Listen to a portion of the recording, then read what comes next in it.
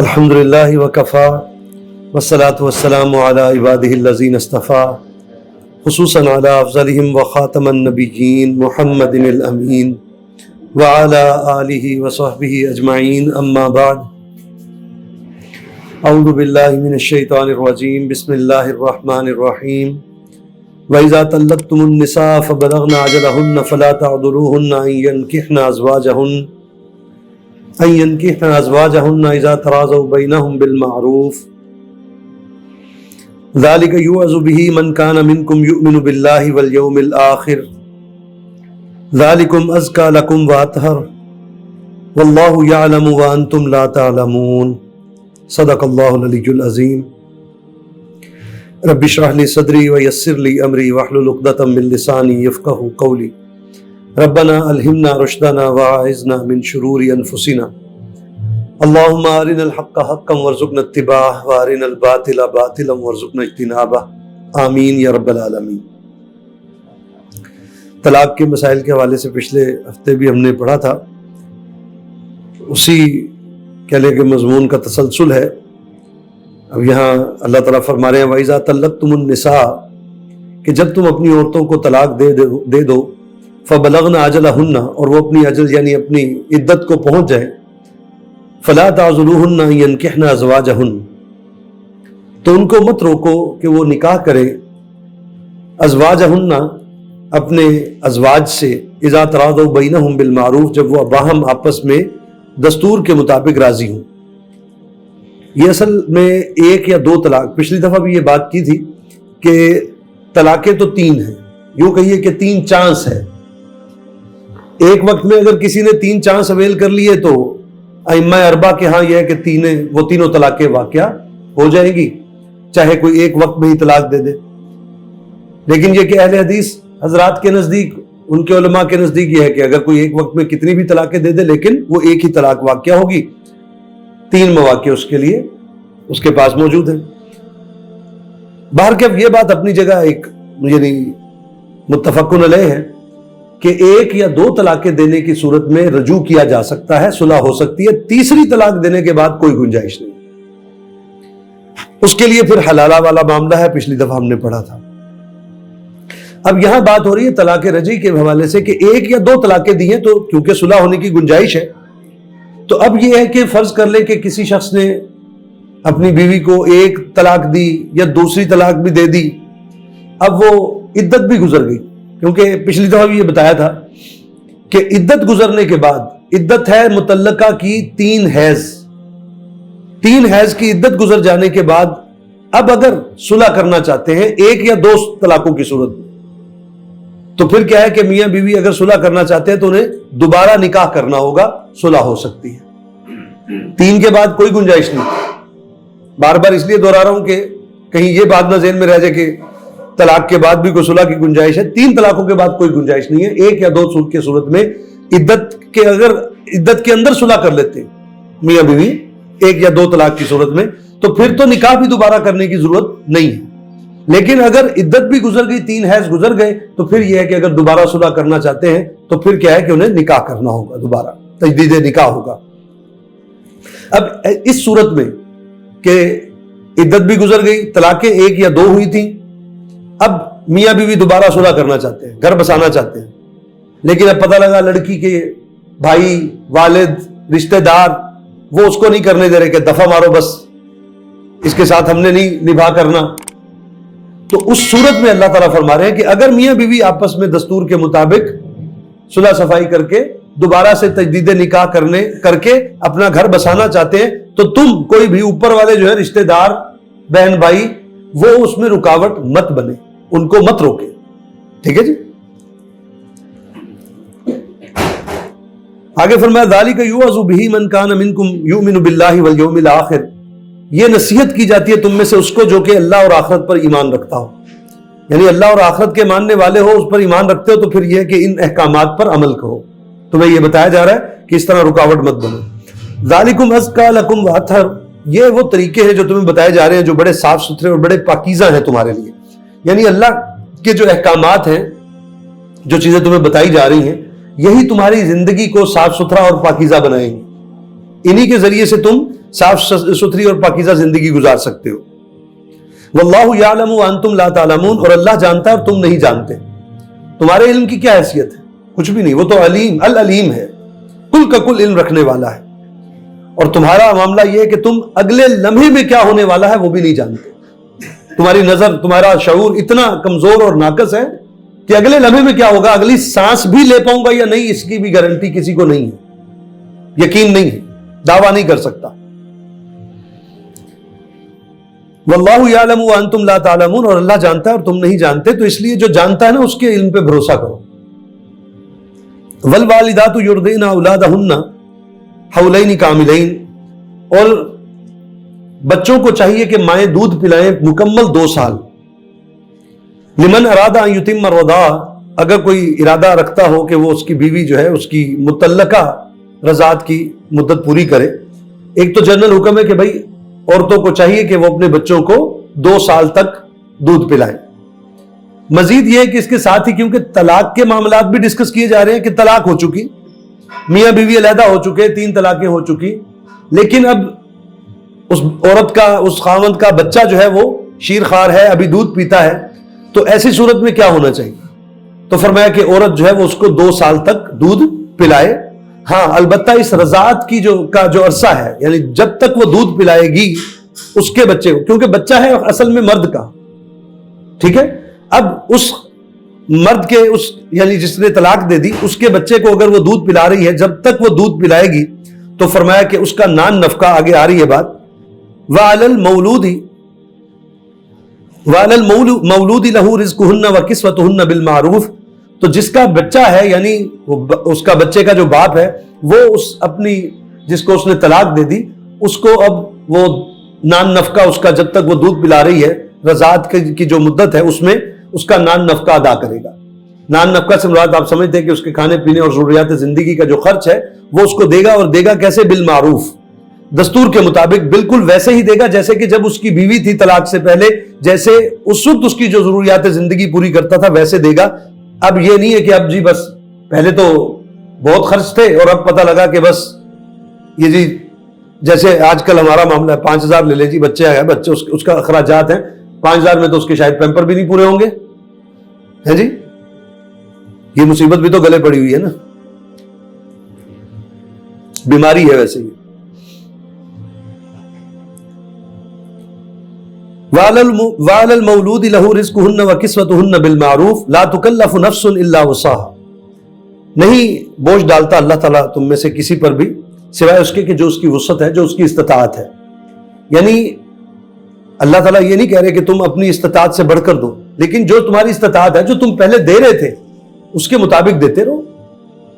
لا تضار والدۃ بولدہا ولا مولود لہ بولدہ، نہ ہی نقصان پہنچاؤ تم کسی بھی بچے کی ماں کو اس کے بچے کے سبب کہ اس کو کوئی تکلیف دی جائے، اس کو بچے کے حوالے سے اس سے دور کر کے اس کو تکلیف پہنچائی جائے، اور نہ ہی یہ کہ جس کا بچہ ہے یعنی باپ جو ہے بچے کا اس کو کوئی تکلیف دی جائے، نہ اس پر کوئی بوجھ ڈالو کوئی ایسا کہ اس کو تکلیف ہو. یعنی معاملہ جو ہے وہ صلح صفائی کے ساتھ یہ ہے کہ چلنا چاہیے. اگر ماں دودھ پلانا چاہتی ہے، رکھنا چاہ رہی ہے، باپ بھی چاہ رہا ہے، تو اس کو صلح صفائی کے ساتھ اس معاملے کو آپس میں بیٹھ کر طے کر لو. وَعَلَى الْوَارِثِ مِثْلُ ذَلِكَ، اور اسی طرح جو بھی یہ احکامات ہیں یہ وارث پر بھی بچے کے اسی طرح لاگو رہیں گے. مثال کے طور پہ بچہ جو ہے وہ ماں کے پاس دودھ پی رہا ہے، اس دوران جو ہے وہ اس کا نان نفقہ جو دینا تھا وہ مرد نے دینا تھا، بچے کے باپ نے دینا تھا. اب پتہ لگا بچے کا باپ فوت ہو گیا تو اب جو بھی اس کا وارث بنے گا وہ اس میں سے نان نفقہ اس عورت کو ادا کرتا رہے گا. فَإِنْ أَرَادَا فِصَالًا عَنْ تَرَاضٍ مِّنْهُمَا، پھر اگر وہ ارادہ کر لے، اب یعنی وہ طلاق کی صورت میں بچے کو دودھ پلانے کا معاملہ تھا، لیکن یہ کہ پھر اگر ارادہ ہو دودھ چھڑانے کا کہ باپ کہہ رہا بھائی چھوڑ دو، بس دودھ چھڑا دو بچے کو، ان تراض منہما وتشاور، آپس میں رضامندی سے اور مشورے سے، یعنی معاملہ جو بھی ہو حسن سلوک سے ہو، سر پھوڑ کے نہیں ہو. فلا جناح علیہما، تو اس میں بھی کوئی حرج نہیں، اس میں بھی کوئی گناہ نہیں ہے کہ بچے کو لازمی نہیں ہے کہ 2 سال ہی دودھ پلایا جائے. ایسی کوئی کنڈیشن آ جاتی ہے تو اس میں اگر علیحدگی اختیار کر لی جائے، بچے کو دودھ چھڑا دیا جائے، تو آپس میں رضامندی کے ساتھ ایک دوسرے کی باہمی رضامندی اور مشورے کے ساتھ یہ معاملہ بھی کیا جا سکتا ہے، کوئی گناہ نہیں ہے. وَإِنْ أَرَدْتُمْ أَن تَسْتَرْضِعُوا أَوْلَادَكُمْ فَلَا جُنَاحَ عَلَيْكُمْ، اور اگر تم ارادہ کر لو یعنی یہی طے پا جائے کہ نہیں بھائی اس کی بچے کی ماں جو ہے اصلاً اسی سے ہی رضاعت کی عمر طے کی جائے، یعنی اسی سے ہی دودھ پلوایا جائے، تو پھر فرمایا کہ اس میں بھی کوئی حرج نہیں ہے. اذا سلمتم ما اتیتم بالمعروف، جبکہ تم ادا کر دو جو بھی تمہارا معروف دستور کے مطابق طے پایا تھا. یعنی اس میں اگر کسی اور سے رضاعت کروانا چاہتے ہو، وَإِن تَسْتَرْضِعُوا أَوْلَادَكُمْ، اگر تم کسی اور عورت سے رضاعت کروانا چاہتے، یعنی یہ ہمارے ہاں تو آج کل نہیں ہے ایسا معاملہ، لیکن آپ کو پتہ نبی کریم صلی اللہ علیہ وسلم کی جو دائی اماں تھی حضرت حلیمہ سعدیہ رضی اللہ تعالی عنہا، تو آپ صلی اللہ علیہ وسلم نے دائیا کا دودھ پیا. تو اسی طرح یہ کہ وہاں رواج تھا عربوں کے ہاں کہ وہ دائیا بھی رکھ لیتے تھے، ان سے دودھ پلواتے تھے. تو اس لیے فرمایا کہ اگر کوئی بچے کو دودھ پلوانا چاہ رہا ہے کوئی دائیا رکھ کے کہ چلو جی ماں سے چھڑوا دیا دودھ، لیکن کوئی دائی رکھ کے اس کو جو ہے وہ دودھ پلانا چاہ رہا ہے اپنے بچے کو، تو وہ بھی کیا جا سکتا ہے. لیکن اس میں یہ کہ جو اس کی متعلقہ ہے جس کو وہ طلاق دے چکا ہے اس کے ساتھ جو بھی کوئی معاملات طے پائے ہیں اس کو ادا کرنے کے بعد یہ معاملہ ہوگا.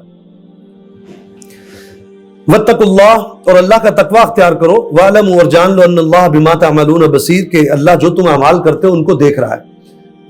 یعنی یہ احکامات ہیں، ان کو یعنی ان کی روح کے ساتھ ان پر عمل کیا جائے.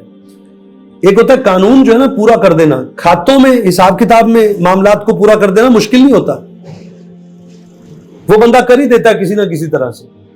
اس کی روح کیا ہے کہ جس طرح اللہ چاہ رہے ہیں اس طرح اس قانون پر عمل کیا جائے،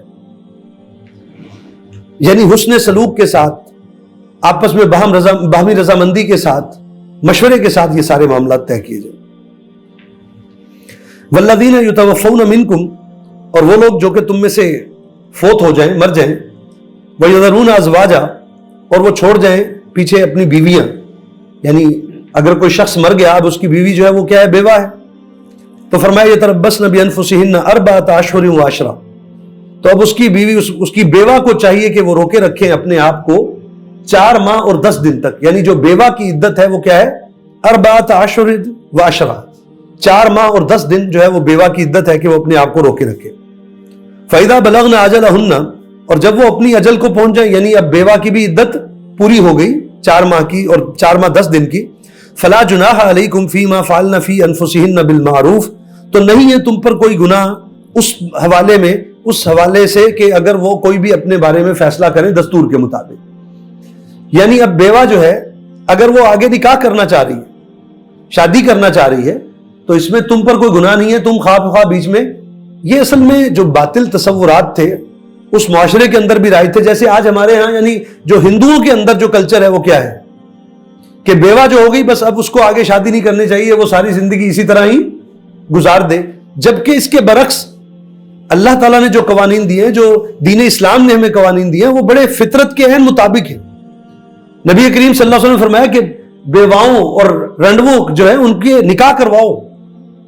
کسی بھی مرد اور عورت کا بلوغت کے بعد خاص طور پہ جو ہے وہ بغیر نکاح کے رہنا وہ معاشرے کے لیے، پورے معاشرے کے لیے فساد ہے، پورے معاشرے کے لیے خرابی کا سبب بنے گا، کسی ایک کا بھی، وہ مرد ہو یا عورت ہو. تو اس لیے دین کی تعلیمات یہ ہے کہ بھائی مرد ہو یا عورت ہو اس کی نکاح کرواؤ. بیوہ ہو گیا، متعلقہ ہو گئی یا کسی نے طلاق دے دی تو اب اس کو آگے نکاح کرنا چاہیے. تو اب فرمایا کہ 4 ماہ تک تو اپنے آپ کو روکیں. 4 ماہ کے بعد جب وہ عدت کو مکمل کر لے 4 ماہ 10 دن، فلا جناح علیکم، تو تم پر کوئی گناہ نہیں ہے، تم اس میں روڑے مت اٹکاؤ.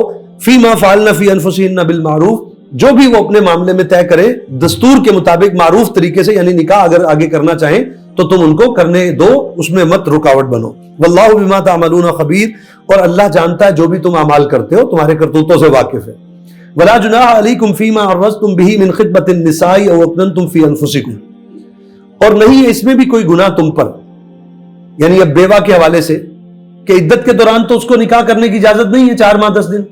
تو فرمایا کہ اس میں بھی کوئی حرج نہیں ہے کہ فیما عرضتم به من خطبۃ النساء، کہ تم اگر عورتوں کو نکاح کا کوئی پیغام بھیجو، او اکننتم فی انفسکم، یا اپنے دل میں رکھو. یعنی ایک عورت بیوہ ہو گئی، اب عدت میں ہے، اس عدت کے دوران اگر کوئی شخص اس سے نکاح کرنے کا خواہش مند ہے تو وہ عدت کے دوران بھی اس کو پیغام نکاح کا بھیج سکتا ہے، نکاح نہیں کر سکتا. یہ بات آگے مزید آ جائے گی. اور وہ پیغام جو بھیجا جائے گا وہ بھی آگے آ رہی ہے بات کہ بھائی دستور کے مطابق، کوئی چوری چھپے کے تعلق قائم کرنے کی کوشش نہ کی جائے، بلکہ دستور کے مطابق، جیسے بڑے بزرگ کوئی بڑوں کو ڈال کے طریقہ کار ہوتا ہے ایک، اس کے مطابق جو ہے نکاح کی اگر بات کی جائے تو پیغام بھیجا جا سکتا ہے، اس کے علاوہ نکاح نہیں ہو سکتا، کوئی اور معاملہ نہیں ہو سکتا۔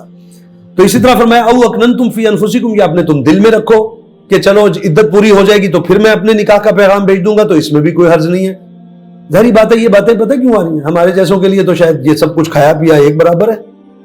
صحابہ تو یہ بھی سوچتے تھے اس پر کہ یہ بیوہ ہو گئی، کسی کے دل میں آیا ہوگا نا کہ اب فلاں عورت بیوہ ہو گئی، لیکن دل میں خواہش ہے کہ میں چلو اس سے عدت پوری ہوگی تو نکاح کر لوں گا، لیکن دل میں آیا کہ عدت کے دوران تو نکاح ہو نہیں سکتا، تو کہیں میں گناہ گار تو نہیں ہو رہا، اللہ کے ہاں مجرم تو نہیں ٹھہر رہا کہ میں عدت کے دوران اس بیوہ کے بارے میں یہ خواہش یا یہ سوچ بھی رکھ رہا ہوں۔ تو فرمایا تھا کوئی حرج نہیں، دل میں اگر تمہارے یہ ہے ارادہ تو اس میں بھی کوئی حرج نہیں، اور حتیٰ کہ تم اگر پیغام بھی بھیج دو تو بھی کوئی حرج نہیں ہے۔ اور آگے فرمایا علم اللہ انکم ستذکرونہن، اللہ جانتا ہے تمہیں ان کا گمان تو آئے گا، خیال تو آئے گا، ذکر تو دل دماغ میں جو ہے وہ آئے گا نا کہ ایک عورت جو ہے وہ اگر بیوہ ہوئی ہے، معاشرے میں لوگوں کو پتا ہے، کوئی اس سے نکاح کرنا چاہتا ہے، تو یہ باتیں تو دل میں آئیں گی، تو اس میں جو خلاف فطرت چیز نہیں ہے اس پر اللہ تعالیٰ قدغن نہیں لگاتے، روکتے نہیں۔ وَلَكِنْ لَا تُعَائِدُوهُنَّ سِرًّا، اب آگے وہی بات فرما دی، لیکن یہ کہ ان کے ساتھ کوئی وعدے وعید نہ ہو چوری چھپے کے، الا ان تقولوا قولا معروفا، سوائے اس کے کہ جو بھی بات ہو دستور کے مطابق، جو معاشرے کا چال چلن ہے، جو دستور ہے، جو طریقہ کار ہے، اس کے مطابق وہی بات ہے کہ نکاح کا پیغام بھیج سکتے ہو۔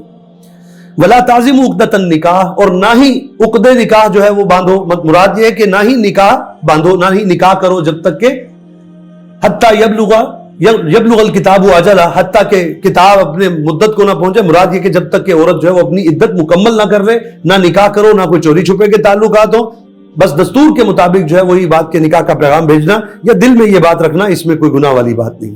وَاعْلَمُوا أَنَّ اللَّهَ غَفُورٌ حَلِيمٌ، اور جان لو کہ اللہ جو ہے وہ بخشنے والا اور بردبار ہے، بخشنے والا ہے، بخش دے گا اگر تم توبہ کرو گے سچے دل سے، اور یہ بھی کہ حلیم ہے، بردبار ہے، تمہاری کرتوتیں دیکھتا بھی ہے، پھر بھی تمہیں پیستا نہیں ہے، تمہیں فوراً نہیں پکڑتا، مہلت دیتا ہے، تو اس کی اس دینے جو مہلت دینا ہے اس سے ناجائز فائدہ مت اٹھاؤ، اس سے مزید سرکش مت ہو جاؤ۔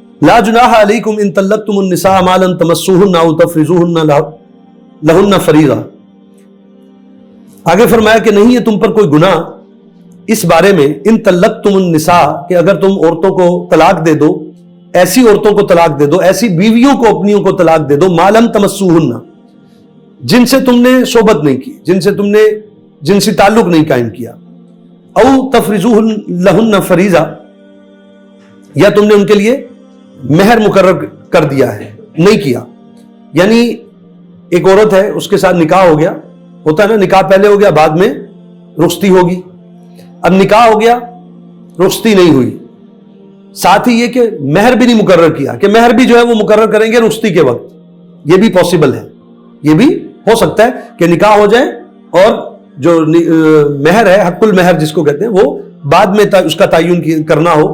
اب نہ تو مہر طے ہوا نہ ہی رخصتی ہوئی، اب فرمایا اس کنڈیشن میں اگر کوئی شخص اپنی بیوی کو، وہ بیوی ہی ہے، اس کی منکوحہ ہے، اس کو طلاق دیتا ہے اگر، تو فرمایا کہ اس میں کوئی گناہ نہیں ہے، اس کو کچھ بھی اس کو دینا نہیں ہے، البتہ یعنی کیونکہ مہر تو طے ہی نہیں ہوا، وَمَتِّعُوهُنَّ عَلَى الْمُوسِعِ قَدَرُهُ وَعَلَى الْمُقْتِرِ قَدَرُهُ، لیکن ان کو کچھ نہ کچھ دے دلا کر فارغ کرو، پھر یعنی حسن سلوک کا یہ تقاضا ہے کہ ان کے ساتھ بھی بھلائی کرو، تمہارے نکاح میں رہی ہے، اس کے ساتھ تمہارا ایک یعنی رشتہ جڑا رہا ہے، نام جڑا رہا ہے، تو حسن سلوک کا تقاضا یہ ہے کہ اس کے ساتھ بھی کوئی تحفہ تحائف دے کر اس کو طلاق دو، گو کہ فرض کچھ نہیں ہے، تقاضا نہیں کر سکتی، اور لیکن مرد پر یہ رکھا ہے کہ وہ بہتر یہ کہ وہ اس کو دے کر فارغ کرے، اس کو طلاق دے، اور اس میں وسعت چھوڑ دی ہر ایک کی جیسی اس کی ہے کہ علی الموسع قدرہ وعلی المقتر قدرہ، کہ جو وسعت والا ہے جس کو اللہ نے مال میں کشادگی دی ہے وہ اس کے اپنی حیثیت کے مطابق دے دے،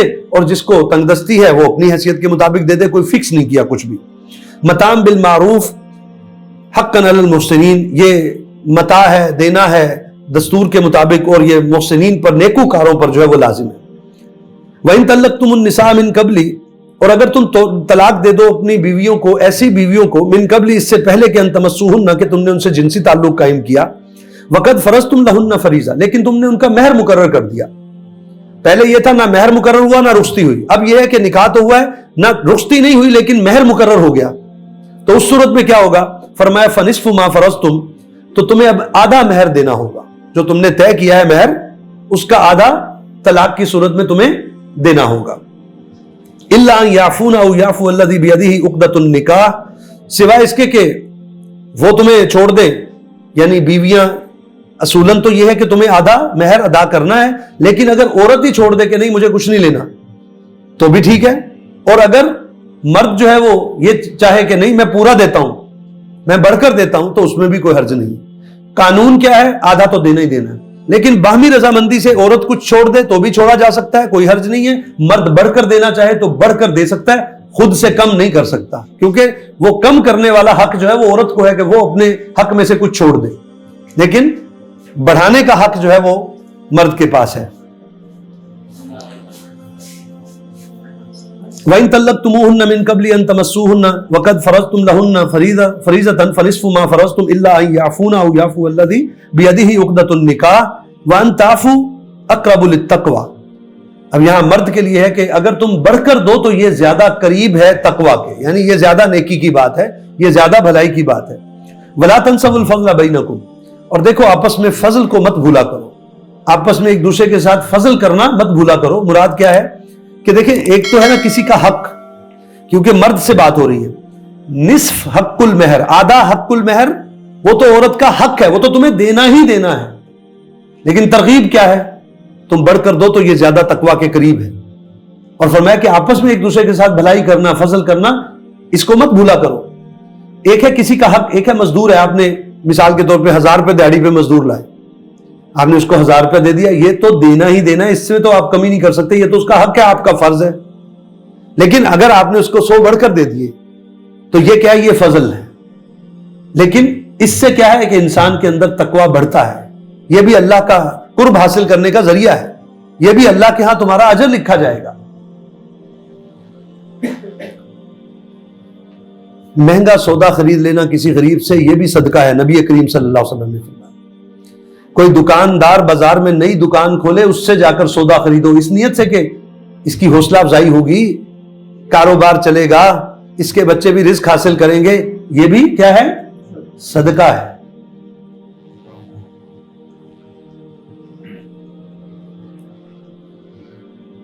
क्योंकि मैं इस एंगल से बात करना चाहता, महंगी से महंगी दुकानों पर जाकर, ब्रांड्स के स्टोर्स पे जाके तो हम जनाब बिल जो थमा दिया जाए लाखों का या हजारों का, वो हम 1 रुपया भी कम करने की नहीं कहते, बल्कि शायद वो 999 वाली चीज 1000 रुपए में 1 रुपया बढ़ के ही दे आते हैं ना। लेकिन कोई रक्शे वाला, कोई सब्जी वाला, कोई फल वाला, कोई बीच में एक अमरूद भी जरा वो खराब है तो वो बेईमान चोर हो जाता है। ये आपने उसका खराब फल खरीद लिया इस नियत से, आपकी नियत आपके साथ है, उसका अमल उसके साथ है कि अच्छा यार इसका खराब हो जाएगा, चलो ये इसके फायदे में जाएगी बात, मैं बर्दाश्त कर सकता हूं ये नुकसान। तो क्या आप समझते हैं इस पर अजर नहीं? ये सदका नहीं है? सदका सिर्फ बकरा वाला नहीं ऐसी समझते हैं, मुर्गा।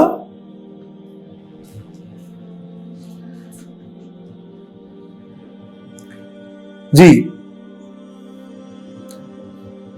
वला तंसवुल फज़्ल बैनकुम, फजल करना, बाहम हुस्न सलूक करना, भलाई करना, एक दूसरे के काम आना, इसको मत भूला करो। फरमाया इन्नल्लाह बिमा तामलून बसीर, बेशक अल्लाह जो तुम आमाल करते हो ना उनको देखने वाला है, देख रहा है। एक एक अमल, एक एक आंख की जुम्बिश रिकॉर्डिंग हो रही है। ये मेरा आंख का झपकना रिकॉर्ड हो गया, किस एंगल से देख रहा हूं, किस अंदाज से देख रहा हूं, गुस्से से, हकारत से, रिकॉर्डेड है। रील चलाई जाए सब कुछ सामने आ जाएगा। हाँ जी, ये कैसे, ये उंगली कैसे उठाई थी, ये आंख कैसे झपकी थी, उधर क्या देखा था। फरमाया कि अल्लाह तुम्हारे हर अमल को देख रहा है। इसी तरह रिकॉर्डेड है हर चीज, इसी तरह हिसाब किताब होगा। वमन यामल मिस्काल ज़र्रतिन खैरन यरा वमन यामल मिस्काल ज़र्रतिन शर्रन यरा। ذرے کے برابر بھی، وہی بات، آنکھ کی جنبش کے برابر بھی نیکی کی ہوگی، وہ بھی اللہ جو ہے نا اس کا اجر دے گا. اور اس کے برابر اگر کوئی آنکھ اٹھی تھی، کہاں اٹھی تھی، کیسے اٹھی تھی، میرے بندے کو تو نے دیکھا کیسے تھا؟ حقارت کی نگاہ سے، ہیں، نیچ جان کے، کمتر جان کے دیکھا تھا، ہیں، تیری آنکھ کا دیکھنا کیسا تھا؟ اس کا جواب دینا ہوگا. یہ باتیں نہیں ہیں. ہم تو یہی کچھ کرتے ہیں نا، کیسے دیکھتے ہیں؟ تو تم نے دیکھا کیسے تھا؟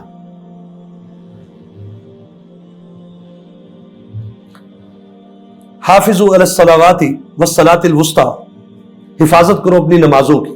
کیا مطلب ہے؟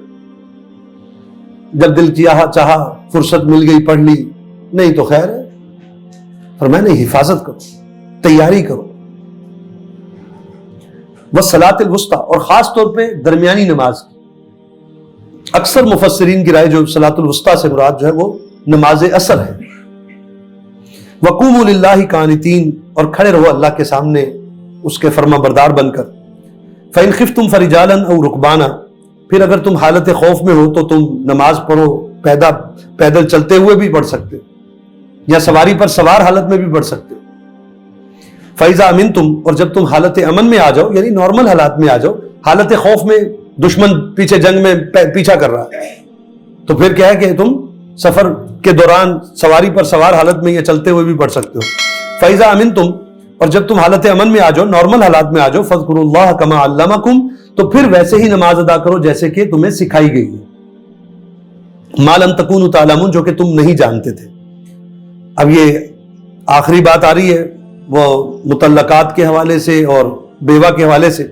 والذین یتوفون منکم ویذرون ازواجا، اور وہ لوگ جو کہ تم میں سے مر جائیں اور پیچھے چھوڑ جائیں بیویاں، یعنی بیوائیں چھوڑ گئے، تو ان کے لیے حکم یہ ہے وصیۃ لازواجہم متاعا الی الحول غیر اخراج، تو انہیں لازم ہے کہ وہ وصیت کر جائیں اپنی بیویوں کے لیے متاعا، مال و متاع کی، ساز و سامان زندگی کی، نان نفقے کی، الی الحول، 1 سال تک کے لیے، غیر اخراج، بغیر گھروں سے نکالے. یہ جو حکم آ رہا ہے یہ اصلاً شریعت کے اندر تدریج سے شریعت نازل کی گئی ہے. جیسے آپ کو پتا ہے کہ روزہ جو ہے وہ پہلے جو روزے کے احکامات اترے، روزہ فرض کیا گیا 3 دن کا روزہ ہوتے تھے، 3 دن کے لیے روزے ہوتے تھے، 3 روزے ہر مہینے 3 روزے ہوتے تھے. ہر مہینے 3 روزے رکھو. وہ چاند کی 13، 14 اور 15 ایام 20 کے روزے انہیں کہتے ہیں. 3 روزے جو ہے ہر مہینے رکھو. پہلے یہ فرض ہوا، آسانی ہے نا 3 روزے رکھنا، پھر مہینہ مزے. پھر اس کے بعد جو ہے وہ حکم آیا کہ نہیں، اب رمضان کے مہینے رکھو، کہ پورے مہینے کے مسلسل روزے رکھے جائیں گے. ٹھیک ہے جی. اسی طرح یہ ہے کہ شریعت کے جو احکامات ہیں ان میں تدریج ہے. پہلے حکم یہ تھا جو اب ہم پڑھ رہے ہیں، کیونکہ عربوں کے ہاں اس معاشرے میں عورت کے لیے کوئی وراثت نہیں تھی. عورت کے لیے وراثت ہونا تو بڑی دور کی بات، عورت کو خود مال وراثت سمجھا جاتا تھا. جیسے گائے، بکری، بھینس، کوئی مر گیا جس کی 10 بھینسیں تھیں، وہ کیا ہے، اولاد میں تقسیم ہو جائیں گی. تو یہاں تک معاملہ تھا کہ بھائی وہ مرنے والے کی بیواؤں سے اس کی اولاد نکاح بھی کر لیا کرتی تھی. یہ بھی بات آئے گی سورہ نساء میں. وہ اس کی بیویاں بھی بانٹ لی جاتی تھی. عورت کو وراثت دینا تو بڑی دور کی بات. تو اب اس میں فرمایا کہ ابتداً یہ حکم آیا، کیونکہ ابھی قانون وراثت نہیں آیا تھا. قانون وراثت آیا سورہ نساء میں جا کر. ٹھیک ہے جی. یہاں ابتدائی طور پہ یہ حکم دیا کہ مرنے والا کم از کم اپنی بیوی کے لیے، اپنی بیوہ کے لیے وصیت کر جائے 1 سال تک کے نان نفقے کی، گھر سے نکالے بغیر. وہ گھروں سے بھی نکال دیتے تھے کہ کون خرچہ اٹھائے.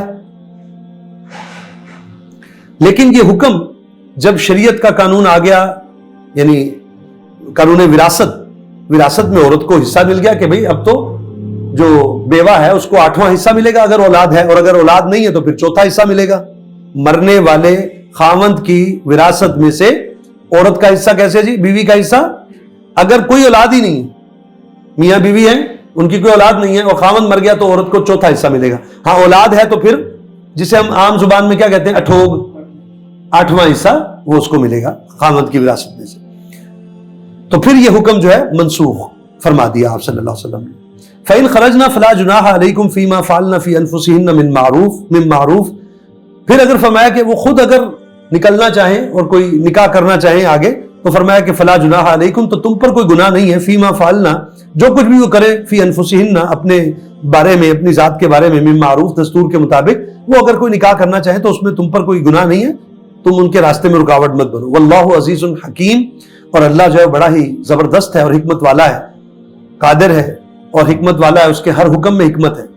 وَلِلْمُطَلَّقَاتِ مَتَاعٌ بِالْمَعْرُوفِ، اور مطلقات کے لیے بھی متاع ہے، مال و متاع ہے، بالمعروف دستور کے مطابق، حقاً علی المتقین، اور یہ لازم ہے متقین پر۔ كَذَلِكَ يُبَيِّنُ اللَّهُ لَكُمْ آيَاتِهِ لَعَلَّكُمْ تَعْقِلُونَ، اسی طرح اللہ کھول کر بیان کرتا ہے اپنی آیات، اپنے احکامات تمہارے لیے، لَعَلَّكُمْ تَعْقِلُونَ، تاکہ تم عقل سے کام لو، شعور پکڑو، ان ہدایات پر عمل کرو۔ وآخر دعوانا ان الحمد للہ رب العالمین۔ جزاکم اللہ خیر۔